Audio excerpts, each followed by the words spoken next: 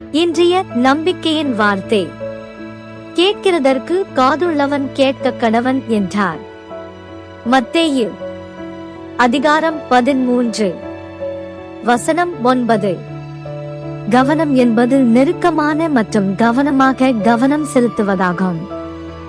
இந்த திறன் வாழ்க்கையின் பல பகுதிகளில் வெற்றிக்கு இன்றியமையாதது. ஆனாலும் பெரும்பாலான நேரத்தில் உதாசீனப்படுத்தப்படுகிறது. கவனமுள்ள மக்கள் கவனிக்கக்கூடியவர்களாகவும் விவரம் சார்ந்தவர்களாகவும் இருப்பார்கள். மேலும் அவர்கள் மிகவும் திறம்பட கற்றுக்கொள்கிறார்கள். தங்கள் தொழில்களில் சிறப்பாக செயல்படுகிறார்கள். மேலும் நீடித்த உறவுகளை வளர்த்துக் கொள்கிறார்கள். மரியாள் மற்றும் மார்த்தா இருவரும் இயேசுவை நேசித்த சகோதரிகள்.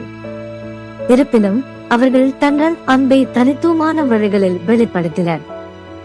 மரியாள் இயேசுவிடம் கற்றுக்கொள்வதில் அதிக ஆர்வம் காட்டினாள்.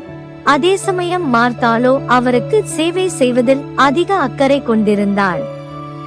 இயேசு அவர்கள் வீட்டிற்கு வந்தபோது மரியாள் அவருடைய பாதத்தில் அமர்ந்து அவருடைய போதனைகளை கேட்டாள்.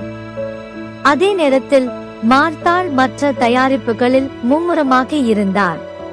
இயேசு மரியாளின் பக்தியை போற்றினார். மரியாள் நல்ல பங்கை தேர்ந்தெடுத்தாள், அது அவரிடமிருந்து பறிக்கப்படாது என்று சொன்னார். இதேபோல் நாமும் மற்றவர்களிடம் கவனம் செலுத்த வேண்டும். குறிப்பாக அவர்கள் தங்கள் பிரச்சனைகளையும் கவலைகளையும் பகிர்ந்து கொள்ளும் போது. மற்றவர்களின் சிரமங்கள் மற்றும் பிரச்சனைகளை கையாளும் போது நீங்கள் எவ்வளவு கவனத்துடன் இருக்கிறீர்கள்? மக்கள் தங்கள் இதய வலிகளை யாராவது கேட்க வேண்டும் என்று ஏங்குகிறார்கள். நீங்கள் பெற்றோராக இருந்தால் உங்கள் குழந்தைகளின் வார்த்தைகளை கவனிக்க இருக்க வேண்டும். உங்களுக்கு பெற்றோர் இருந்தால் நீங்கள் அவர்கள் பேசுவதை கவனிக்க வேண்டும். ஒரு தலைவராக உங்களுக்கு கீழ் பணிபுரிபவர்கள் மற்றும் வழிகாட்டிகளை புரிந்து கொள்வதற்கு நீங்கள் கவனமாக இருக்க வேண்டும். இந்த குணத்தை வெளிப்படுத்துவதில் மற்றவர்களுக்கு முன்மாதிரியாக இருங்கள்.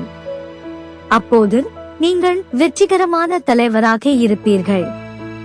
ஜெபம். கர்த்தராகிய இயேசுவே, உமது குரலையும் மற்றவர்களின் கவலைகளையும் கவனத்தில் கொள்ள எனக்கு உதவும். ஆமென்.